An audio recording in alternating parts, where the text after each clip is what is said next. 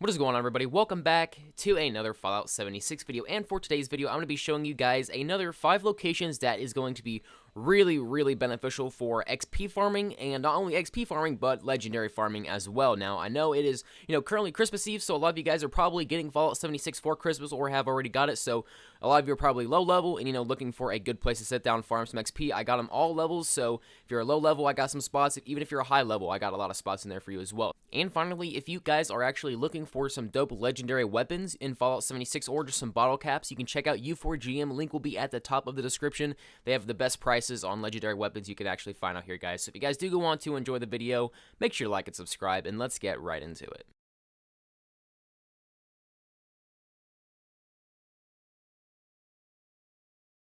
Alright, everybody, so this first location is located in Watauga, and this is actually the Watauga High School. So it's located sort of in the southern part of Watauga, kind of on the outskirts a little bit, but beware when you are going here, there is going to be a whole bunch of robots, such as, Mr. Handies and those types of things coming at you. So if you are, a lower level, you may either want to be a little bit careful or bring a friend with you that is higher level, so you can kind of, feed off of his XP. And also, the cool thing about this place is not only is it, just amazing for farming legendaries and ghouls, what makes it even greater is that there is actually an event in here called Monster Mash. Now, this can be pretty much acquired just by coming to this location. Sometimes if you come here, the event will not spawn, but if you simply just leave the server and join back, most likely the event will spawn back up. But actually what this event does is allows, endless waves of ghouls to actually spawn in while you're going around and collecting candy with this Halloween mask on. And what is really cool about this is once you start this quest up, pretty much endless waves of ghouls start to spawn in until that quest is over.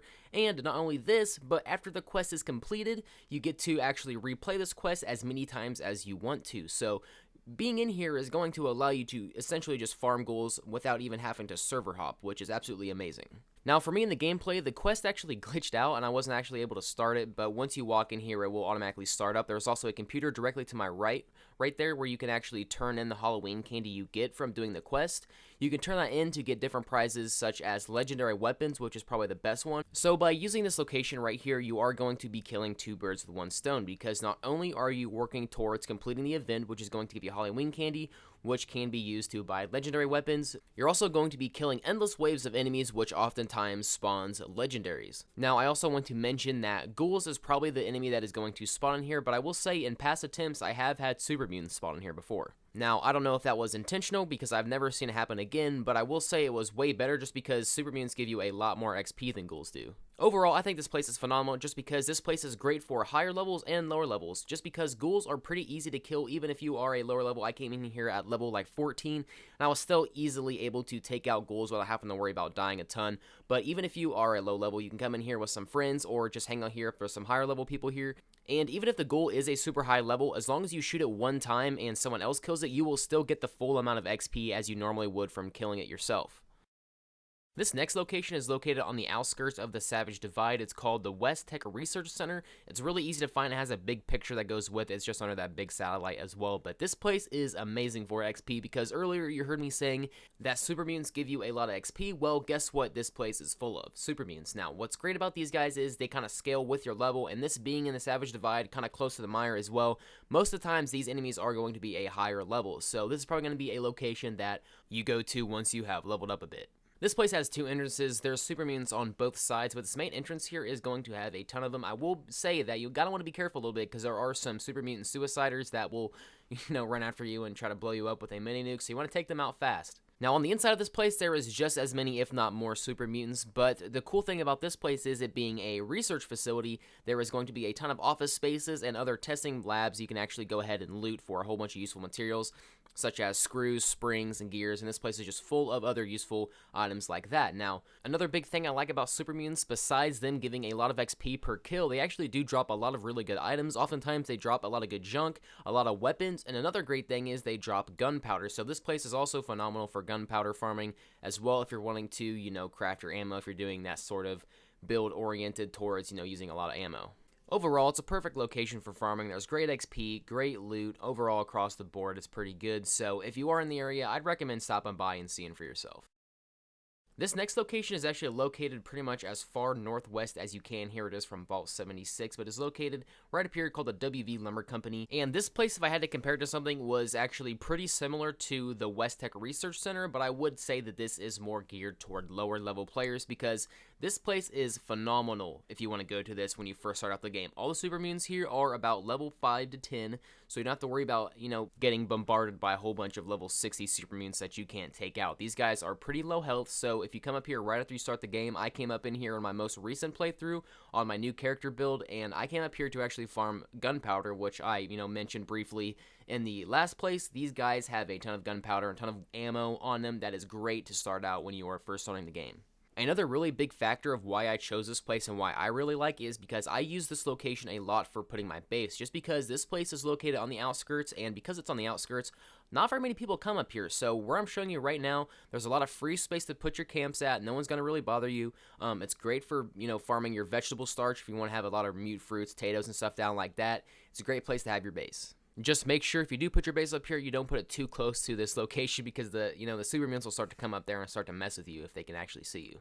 This next location is definitely geared towards higher level players, but we are going to be farming at the sites of the nuke silos. So right there's Site Charlie, right here is Site Alpha, and then the next one is located farther north, and it being, Site Bravo. Now, it doesn't really matter which one you go to. They're all, pretty much the same once you get on the inside, but this one I do like because when you come here, it's sort of surrounded by a big warehouse, and inside the warehouse, there is ghouls everywhere now. Like I was saying before, this is geared towards more higher level players just because most ghouls in here are going to be level 30 plus, and once you get on the inside of the bunker and the silos, there's going to be a whole bunch of robots that are going to be, level 30 plus as well. So if you go in here lower level, it's possible to do. You're just going to want to bring some power armor, and you're going to want to bring a ton of stim packs or other medications because you don't want to be halfway through that and, run out of them and die and have to restart all the way from the beginning. All these silo locations have an elevator you can actually get into and go down inside of the silo, and once you're down inside of there, that's where all the robots are going to be. There's going to be turrets on the walls, Mr. Handies, every type of robot that you can think of is down there. To actually progress through this bunker silo and, keep eliminating enemies once you have taken them all out in the first room, you are going to have to start doing the mission countdown event that's going to show up once you actually enter this location. Now, to actually do this, you want to be a part of the Enclave. Now, I'm not going to go into that in this video. It's a entirely new topic. If you want to join the Enclave and want to be able to launch nukes, just look up on YouTube how to join the Enclave. It's super simple. All you have to go to is just go to the abandoned waste dump, and from that point, the mission will start, and it'll pretty much step by step lead you all the way through the whole thing. The farther in these silos, the actual harder the enemies are going to get, and the more farther you get into it, the more there is actually going to be as well. As you can see, assaultrons, higher level sentry bots start to spawn. It gets a little hectic. The good thing about that is, the more enemies that spawn, obviously the more XP you're going to be getting. Now, legendaries do oftentimes spawn down here as well. I will say, though, that I think it is a little bit less common than it normally is, just because every time I come down here, I only see maybe one, possibly rarely two legendaries down here. But so this isn't going to be the greatest location for legendary farming, but in terms of XP and the loot you can get from down here, it is absolutely amazing. All these office places, all of these, high-tech areas have a ton of office fans, a ton of phones, typewriters. All those things are going to be full of really rare materials that you absolutely need in this game. This next location is a honorable mention. I'm sure all of you have heard of it, and just by seeing the gameplay right now, you already know, and I'm not going to waste a spot on this simple place, but it is White Springs. Everybody knows about it. It is by far and forever will be probably the best farming location in Fallout 76. Some of you who just got the game may be wondering why it is an honorable mention if it is by far the best place to get XP. Well, everybody knows about this spot. It's been on pretty much any YouTube video on YouTube you will see about XP farming, and if I didn't put it in the video, it just simply wouldn't be accurate because this place is just absolutely amazing. As you guys can see, all the ghouls that are coming out of this place, and think about it, each one you kill here is going to be giving you 400 to 600 XP a kill. So, 20 of these guys spawn here in this place, you're going to be getting, insane amounts of XP. Combine that with actually nuking this location, which is what we normally do, and as you can see, it turns all these ghouls into bloated ones and, just legendary infested enemies. There's, simply no way to explain it without going here. I'd say coming here one time without server hopping, if you are, not 100 plus, you could level up 3 to 4 times. And if you are willing to get a team together and sit down and take the time to actually farm here, you can reach level 50 in less than 3 hours.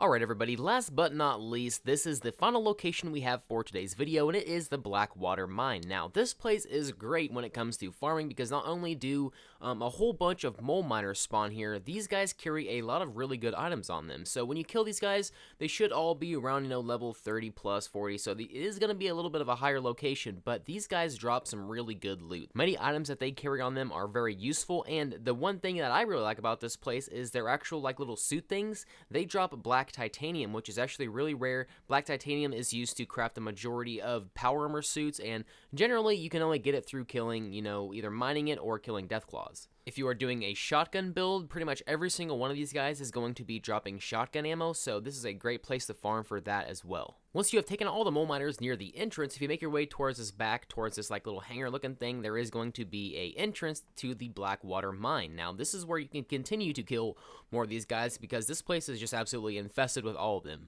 This actual mine itself is pretty vast, and when you are in here, it can get a little bit confusing. It is sort of a straight line down the path, but there's a whole bunch of different corridors and different caves that lead off in each different direction. So I'd make sure that you have, every location covered before leaving this place because you never know, you might have actually left some mole miners. But that being said, that is pretty much all I have for today's video, guys. Hopefully you did enjoy it. If you did just get Follow 76, tell me how you were enjoying it in the comment section below. I'd say this game is worth the money, man. If you're only spending $30 to $40 for the game, I'd say it's 100% worth that. I bought this game for $60 and I was still satisfied with it. But other than that, if at any point in time in this video you guys did find it helpful or just enjoyed it, make sure to like and subscribe, and I will see you guys in the next one.